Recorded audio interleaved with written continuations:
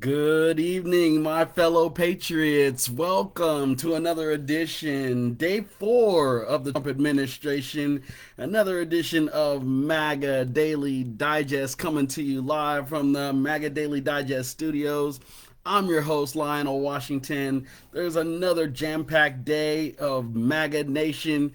Promises made, promises kept. Let's get into it.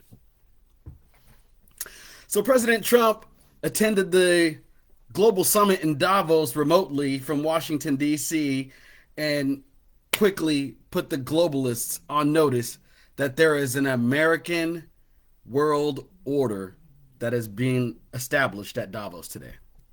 It's an American world order. He called out the big banks. He called out the climate change alarmists and promptly pulled us out of the Paris Climate Accords. He promptly called out the big banks for being biased against Republicans. He went straight to Brian Moynihan of Bank of America, Jamie Dimon of JP Morgan Chase, and called them out. He says, you're going to start lending to Republicans again. You're going to start lending to Republican businesses again, or you're not going to do business. He called out every manufacturer in the world. He's like, look, if you want to save on tariffs, make your product in the United States. Build in America. You want to avoid the tariffs? Build in America. And so far, he's been successful, y'all. I mean, if you look at just the commitments that have been made in the United States just this week alone, you look at $500 billion from SoFi Bank, Oracle, and Sam Altman at ChatGPT. And then today, the Saudi Crown Prince announced another $600 billion investment in the United States, which President Trump promptly negotiated up to $1 trillion. I mean, the Saudis have already committed to make a $600 billion investment in the United States. And President Trump, working like the true advocate for the American people that he is, he asked the Saudis to commit another $400 billion to make it a cool trillion. You know, I mean, that's the kind of president that we need to have in the White House, y'all. Someone that can establish an American world order. An American world order that puts the American people first. And that's what gets me so excited about this era, this new golden era that we all live in. And it's such an incredible time to be alive right now because we have a leader like President Trump that is putting the American people, we the people, first. $1.5 trillion coming into the United States. That's going to create thousands of jobs. And I just think that it's only been 4 days, y'all. And President Trump has made tremendous progress on every single campaign promise. We got more news today that Pete Hegseth, the Secretary of Defense, his advancement in the Senate, his nomination advanced in the Senate. We had a couple of Republicans that dropped off, the usual suspects, Lisa Murkowski from Alaska and Susan Collins of Maine, openly declared that they would be voting no against Pete Hegseth. But that's not going to stop us, y'all. We have 53 votes in the Senate, and J.D. Vance, the vice president, can break a 50-50 tie. So he's like a 54th senator for the Republicans. And so I'm sorry, Lisa Murkowski. I'm sorry, Susan Collins. You're not going to stop this Trump train. You're not going to stop this choo-choo Trump train. So you better get off the tracks, baby. You got to get off the tracks if you ain't on the Trump train. And so that's why, every day it's been incredible to watch. It's been incredible to watch President Trump follow through on his promises. And, the nomination of Pete Hegseth, I honestly couldn't think, of anyone better for this time, for this moment, for this job. There's been a deterioration of the warrior ethos at the Pentagon, whether it's the prominence of transgender soldiers, whether it's taxpayer-funded abortions, whether it's reduced standards so that female soldiers can participate in ground combat roles that they're not qualified for. We've got to fix the warrior ethos inside the Pentagon. And what better way to do that than to get somebody who's got 2 bronze stars and a combat infantry badge? That's the kind of person that we need to build the warrior ethos. We've got an ambitious agenda from the border to U.S. territorial expansion. We've got to have a warrior in the Pentagon, y'all. And Pete Hegseth is that warrior. He's the type of warrior that we need to lead our troops in this era of MAGA manifest destiny. And you think about what's already happened in terms of deployment of troops. We have 1,500 U.S. Army troops that are going to be deployed to the border in Mexico. And we have news today that another 500 U.S. Marines is going to be deployed to the border in Mexico. And this is the exact posture that we need as a nation on our border. We should have guys with guns down there. We should have guys with guns down there saying that you're not just going to come into our country illegally and have babies and create chain migration. We're not doing that anymore. We're gonna remove birthright citizenship. We are going to make it a merit-based immigration system. So you're not just going to come over here. You're going to have to bring something to the table. And there was some controversy about, President Trump and his support for HB1 visas. Now, I'll be the first to tell you that I think that we should be hiring Americans in America first. But if given the choice between gangbangers and HB1 software engineers and doctors and lawyers, give me the doctors and lawyers on the HB1 visas. Give me the software developers. Give me the engineers. Because I'm going to take those guys over the gangbangers and the drug lords and the drug cartels flowing into our border from Mexico any day of the week.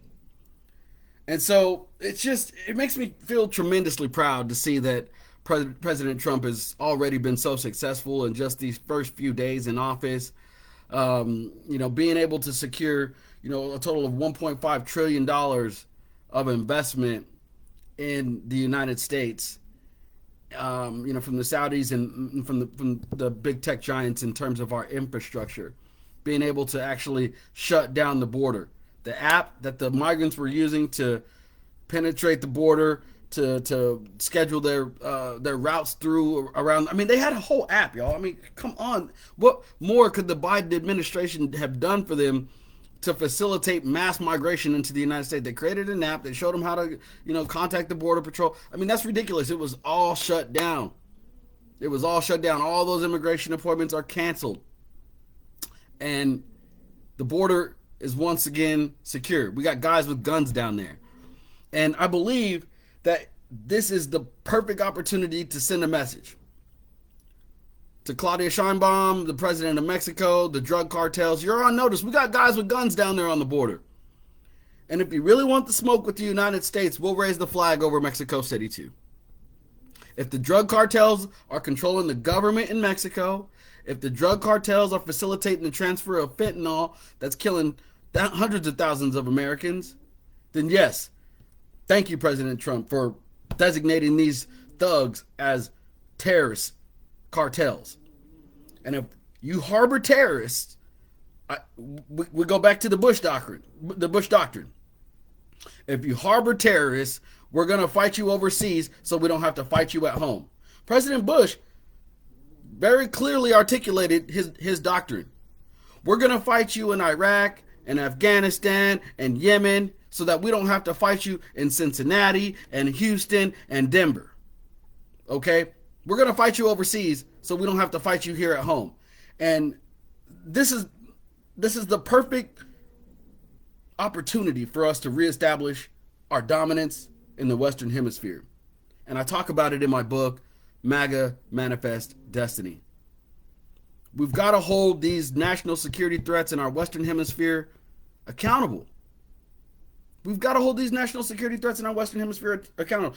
Barbecue, down in Haiti, Nicolas Maduro in Venezuela, y'all gotta go. The Sandinistas down in Nicaragua, you gotta go. Down in Panama, we're gonna take back our canal. And in Afghanistan, we have over $6 billion worth of military equipment that we left behind when Joe Biden disastrously withdrew us out of Afghanistan. We can't have that, y'all. I think we got to take our military base back in Afghanistan. We've got to retake our military base, our naval base in Subic Bay. And we've got to have regime change in Nicaragua and Panama, Venezuela, and Haiti. We can't have these national security threats in our hemisphere.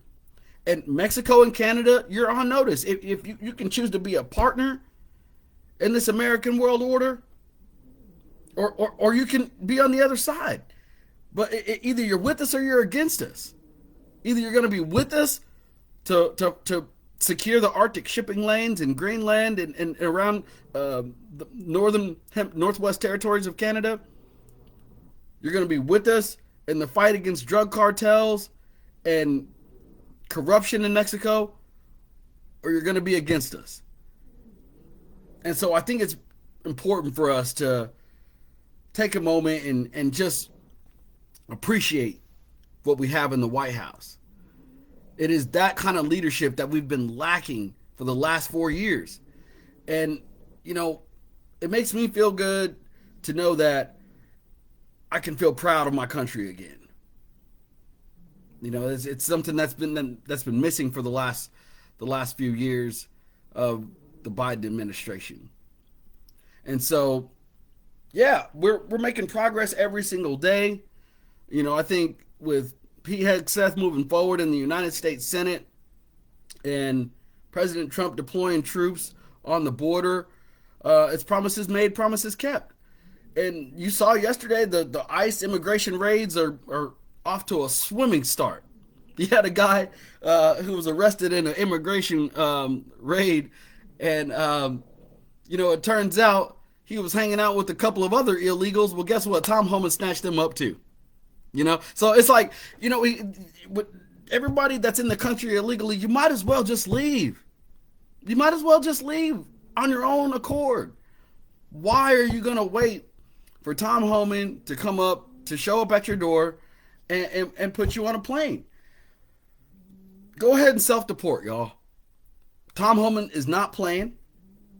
I think that it's amazing that the folks that are being deported are pledging their allegiance to Barack Obama and Joe Biden. So, you know, with that being said, I think that, you know, President Trump is off to a swimming start for the first few days of his administration. Day 4 has not is not disappointed at all.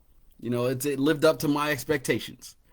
And so, you know, that's what I wanted to bring y'all tonight. Just to, you know, more headlines from MAGA Nation and give you another rundown of what's going down in the Trump administration 2.0. And so, you know, let me know in the comments what you think about President Trump and his progress. You know, let me know if you're, you know, anticipating more from my book. If you'd like to hear more live readings of the MAGA Manifest Destiny book by Lionel Washington. Let me know if you're interested in getting a copy. I want to know who, you know, I want to try to get an idea of who's interested in reading the book. You know, I want to start getting some open interest in terms of future readers. So I want to thank y'all for joining me on another episode of MAGA Daily Digest. I'm your host, Lionel Washington. And as always, if you ain't on the Trump train, you better get off the tracks. Thank you, and good night, everybody.